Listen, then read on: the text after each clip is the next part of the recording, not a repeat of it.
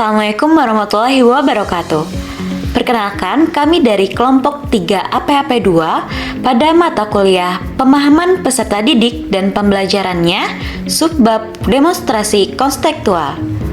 Pada video ini, kami akan memberikan tanggapan terhadap kasus dari hasil diskusi kelompok kami. Kelompok 3 APAP 2 beranggotakan Anggi Nurmalasari, Hasmawati, Ratining Indah Wardani, Rizky Amelia Kusumanti, Trisha Nur Azni Destianti. Kasus 1. Bayangkan jika Anda adalah seorang guru matematika di kelas 7.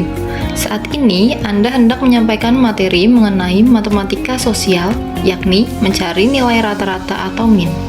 Untuk memudahkan peserta didik dalam memahami pelajaran, Anda mencoba untuk membuat urutan atau langkah-langkah yang perlu diikuti oleh peserta didik agar dapat mencari nilai rata-rata pada sebuah soal. Anda meminta kepada peserta didik untuk mengerjakan soal yang Anda berikan. Hasilnya, peserta didik mampu mengerjakan dengan benar sesuai dengan langkah yang telah Anda siapkan. Beberapa saat kemudian, Anda meminta kepada peserta didik untuk mengulangi soal yang sama tanpa melihat urutan pengerjaan soal, dan peserta didik mampu mengerjakannya dengan benar. Menurut Anda, apa yang membuat peserta didik mampu mengerjakan soal dengan baik pada percobaan kedua tanpa melihat urutan atau langkah pengerjaan soal? Hal yang membuat peserta didik mampu mengerjakan soal dengan baik pada percobaan kedua tanpa melihat urutan atau langkah pengerjaan soal karena peserta didik memahami konsep dasar materi pelajaran rata-rata atau min. Setelah menguasai konsep dasarnya, peserta didik dapat menerapkan prosesnya secara mandiri tanpa instruksi eksplisit. Pada percobaan pertama, serangkaian langkah bertindak sebagai perancah atau pendukung. Lalu, sebagai seorang calon guru, dalam kegiatan belajar yang seperti apa metode di atas dapat diterapkan? Elaborasi jawaban Anda dengan menyertakan teori yang berkaitan. Metode pembelajaran seperti ini dapat diterapkan pada kegiatan yang bertujuan untuk pemahaman mendalam seperti pembelajaran berbasis konsep dan pemecahan masalah. Saat mempelajari matematika, khususnya topik seperti nilai rata-rata ini, peserta didik dapat memulai dengan panduan langkah demi langkah untuk memahami prosesnya. Namun, setelah itu peserta didik harus dilatih untuk menerapkan pengetahuan secara mandiri. Teori yang berkaitan dengan metode ini yaitu teori konstruktivisme dan teori yang berkaitan dengan metode ini yaitu teori konstruktivisme oleh Jean. Metode ini berkaitan dengan teori konstruktivisme oleh Jean Piaget yang menekankan bahwa peserta didik secara aktif mengkonstruksi pemahamannya sendiri melalui pengalaman belajar. Metode ini berkaitan dengan teori konstruktivisme oleh Jean Piaget yang menekankan bahwa peserta didik secara aktif mengkonstruksi pemahamannya sendiri melalui pengalaman belajar, sehingga memperkuat proses internalisasi materi. Teori lainnya yang berkaitan dengan metode ini adalah Zone of Proximal Development karya Lev Vygotsky. Dalam teori tersebut, peserta didik membutuhkan bantuan atau scaffolding pada tahap awal, namun bantuan ini dapat dikurangi ketika peserta didik mulai memahami materi yang dapat mereka kerjakan secara mandiri. Kasus 2. Rina adalah seorang guru di kelas 1 SD. Sebagian besar peserta didiknya belum bisa berhitung dengan lancar. Rina sedang memikirkan cara yang sesuai untuk membantu setiap peserta didik menyelesaikan tentang belajarnya. Pertanyaan yang pertama, menurut Anda, apa yang dapat Rina lakukan untuk membantu peserta didiknya sesuai dengan tahapan perkembangan usia? Berdasarkan kasus tersebut, Rina sebagai seorang guru kelas 1 dapat menerapkan beberapa kegiatan yang dilakukan untuk anak usia 6-8 tahun dengan cara sebagai berikut.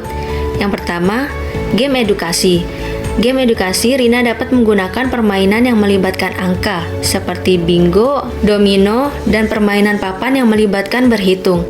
Hal ini membuat pembelajaran menjadi menyenangkan. Yang kedua, dapat menggunakan alat peraga. Menggunakan alat peraga seperti balok bilangan, kartu flash, atau benda fisik seperti biji atau mainan kecil untuk membantu anak memahami konsep bilangan dan operasi dasar. Yang ketiga, dapat menggunakan kegiatan praktek. Siswa diminta untuk melakukan kegiatan berhitung harian seperti menghitung jumlah buah saat berbelanja atau menghitung langkah sambil berjalan. Hal ini akan membantu siswa memahami penerapan matematika di dunia nyata. Selanjutnya, mengaitkan dengan cerita. Rina bisa menggunakan cerita atau dongeng yang melibatkan unsur angka dan berhitung. Misalnya, cerita tentang hewan yang memiliki jumlah tertentu dan siswa diminta untuk menghitung jumlah hewan dalam cerita. Tahap selanjutnya yaitu latihan langkah demi langkah. Rina dapat memberikan latihan langkah demi langkah yang dimulai dengan konsep paling sederhana, seperti pengenalan angka hingga penjumlahan angka dan pengurangan. Lalu selanjutnya, Rina dapat membuat kelompok belajar dengan cara membagi siswa dalam kelompok kecil agar mereka bisa saling membantu. Anak-anak seringkali lebih nyaman belajar dengan teman sebaya. Selanjutnya, memberikan umpan balik dan motivasi. Memberikan pujian atas usaha mereka bukan hanya hasil akhir, tetapi di proses pun perlu memberikan pujian untuk membangun kepercayaan diri dan motivasi belajar. Yang terakhir, Rina dapat membuat jadwal rutin, menyusun jadwal belajar berhitung yang teratur sehingga anak-anak bisa mengantisipasi waktu untuk belajar dan terbiasa dengan rutinitas. Lalu, pertanyaan selanjutnya, mengapa Anda menyarankan hal tersebut? Elaborasi jawaban Anda dengan menyertakan teori yang berkaitan. Langkah-langkah yang telah dijelaskan sesuai dengan usia perkembangan siswa kelas 1 SD, yaitu usia antara 6 hingga 8 tahun. Menurut teori konstruktivisme Saint-Piaget menyatakan bahwa anak belajar melalui pengalaman langsung dan interaksi dengan lingkungannya. Anak-anak mulai berpikir secara logis tentang objek-objek konkret. Mereka memahami konsep konservasi, yaitu pemahaman bahwa jumlah suatu benda tetap sama meskipun bentuknya berubah. Dengan menggunakan permainan dan alat peraga edukatif, Rina memberikan kesempatan kepada siswa untuk membentuk pengetahuannya sendiri melalui eksplorasi, penggunaan benda-benda konkret, dan pengalaman belajar bermakna. Hal ini sesuai dengan tahap perkembangan operasional konkret di mana anak-anak belajar lebih efektif melalui pengalaman nyata. Kasus 3. Made adalah seorang guru yang mengajar di salah satu sekolah negeri wilayah Bali. Ia mengampu mata pelajaran bahasa Indonesia. Ia hendak mengajarkan materi teks deskripsi pada peserta didiknya. Pada buku cetak yang menjadi panduannya saat mengajar, terdapat beberapa contoh teks deskripsi menceritakan tentang bangunan-bangunan pencakar langit yang ada di ibu kota. Dengan memperhatikan latar belakang setiap peserta didiknya, Made pun mencoba untuk memberikan contoh berbeda. Ia memberikan contoh teks deskripsi tentang pantai dan makanan khas di Bali.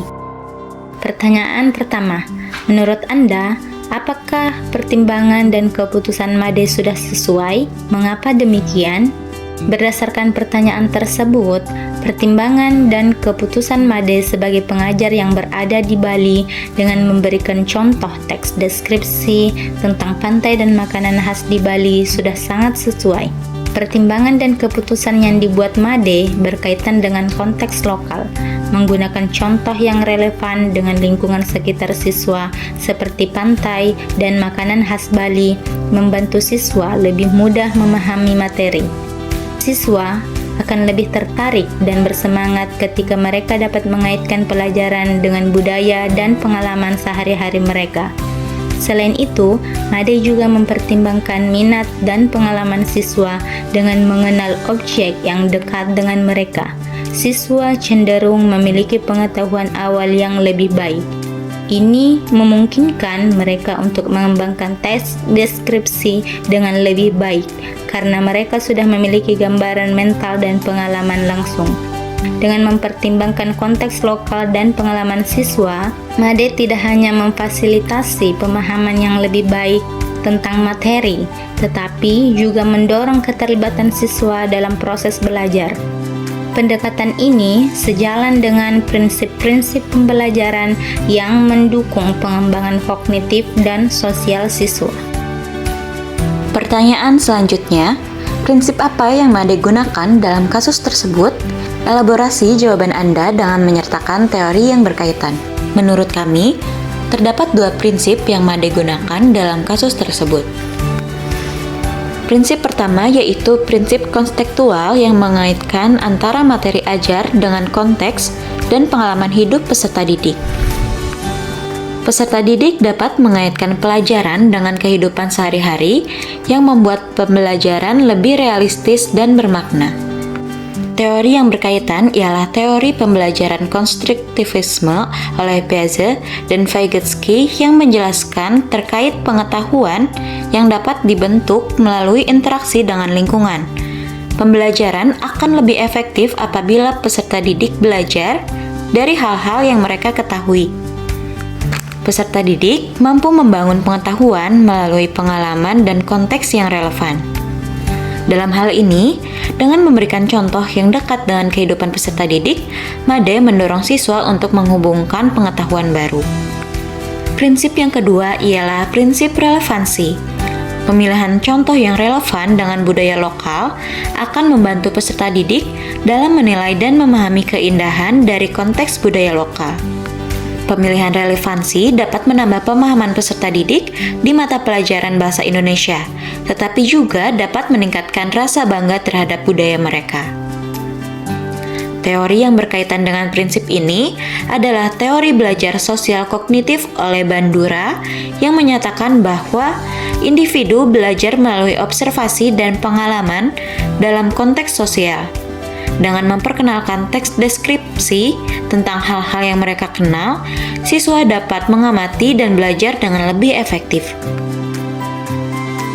Sekian yang dapat kami sampaikan.